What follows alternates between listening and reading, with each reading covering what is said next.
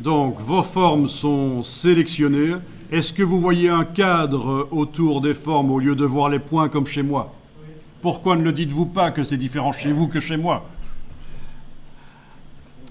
Il faut aller dans le menu affichage et demander masquer le cadre de sélection. Et là, le cadre de sélection n'apparaîtra plus. Vous voyez les points quand vous activez des formes.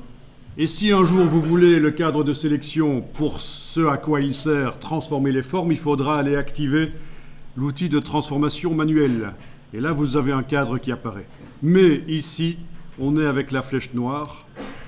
On ne voit pas de cadre parce qu'on a été dans affichage, on a demandé masquer le cadre de sélection. À ne pas confondre avec masquer le contour de sélection, bien sûr, c'est pas la même chose. De là, vous pouvez cliquer sur différentes formes pour tester leur application et voir ce que ça donne.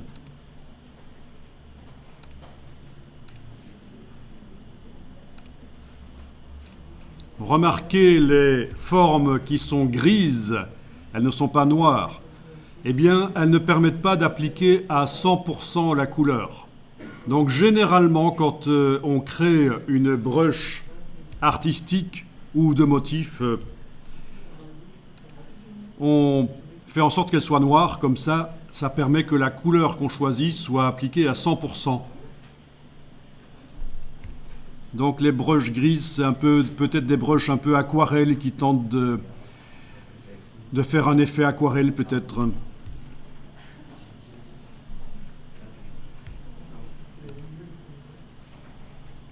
Ok.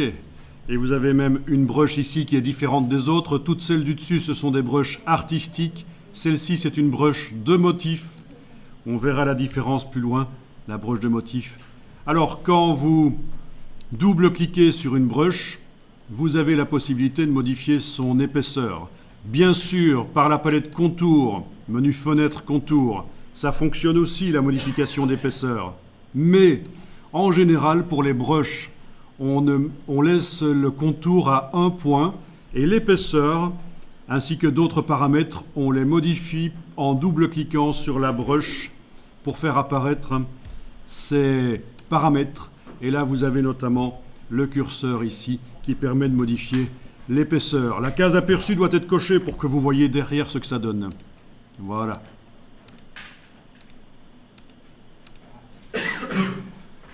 Dès qu'on clique sur OK, après avoir modifié la brush, il y a une demande. Cette forme est déjà utilisée dans le document. Que faut-il faire? Est-ce que les contours qui utilisent cette forme doivent subir la modification qu'on vient de faire ou pas? Mais on va faire oui, appliquer au contour. Vous aurez toujours cette question quand vous modifiez une brush et qu'elle est déjà utilisée par des éléments dans le... Merci. Pas besoin de café maintenant. Quand elle est déjà utilisée dans le document. Voilà. Donc, CTRL A sur le PC, commande A sur le Mac. On peut aller tester d'autres brushes. On peut double-cliquer sur la brush, modifier le curseur. Alors ça ne se présentera pas toujours de la même manière, cette boîte, parce que si c'est une brush de motif que vous avez, ce sera différent, mais vous aurez de toute façon un curseur largeur fixe.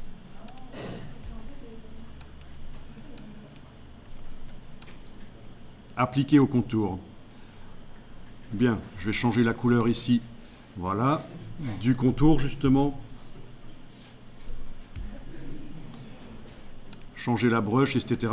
Alors, ces vecteurs qui apparaissent nous empêchent de bien voir ce qu'on fait. Il y a plusieurs solutions pour modifier la brush avec les formes qui restent sélectionnées, puisqu'on est dans Illustrator, il faut que les formes soient sélectionnées pour qu'on les modifie, c'est logique. Mais on peut malgré tout demander de ne plus voir les vecteurs. C'est dans le menu affichage et c'est masquer le contour de sélection. Voilà, vous ne voyez plus que les formes sont sélectionnées, mais elles sont sélectionnées. Et quand vous allez appliquer une brush, vous allez pouvoir double-cliquer, modifier la largeur, par exemple. Voilà. Alors bien sûr, Un ours comme ça, on peut soi-même sur une feuille de papier le dessiner à l'encre, au pinceau, et c'est sympa. Quel est l'intérêt du logiciel? C'est qu'on va pouvoir faire plein de recherches, plein de variantes et choisir quelle est la meilleure. Donc c'est un peu l'idée ici, c'est que on essaye de donner un style naturel grâce au brush dans Illustrator.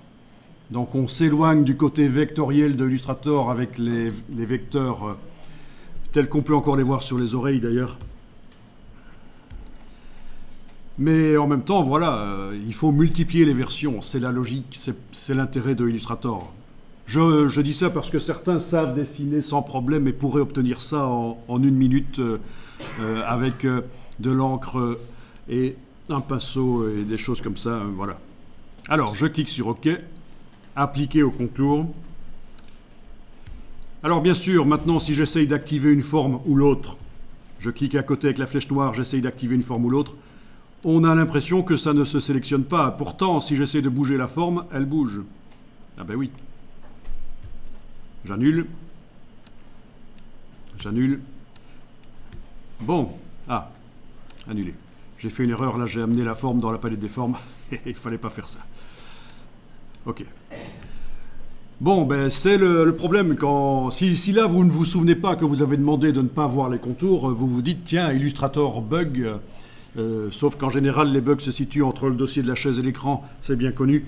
Donc, pensez à retourner dans le menu affichage, demandez à nouveau afficher le contour de sélection. Et là, quand vous sélectionnez une forme ou l'autre, bien sûr, vous voyez les vecteurs qui apparaissent.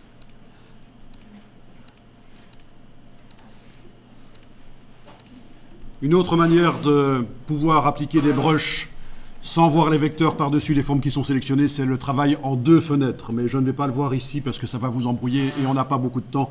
Mais on peut travailler dans Illustrator sur le même document avec plusieurs fenêtres ouvertes qui montrent des choses différentes. C'est une technique intéressante et très ancienne.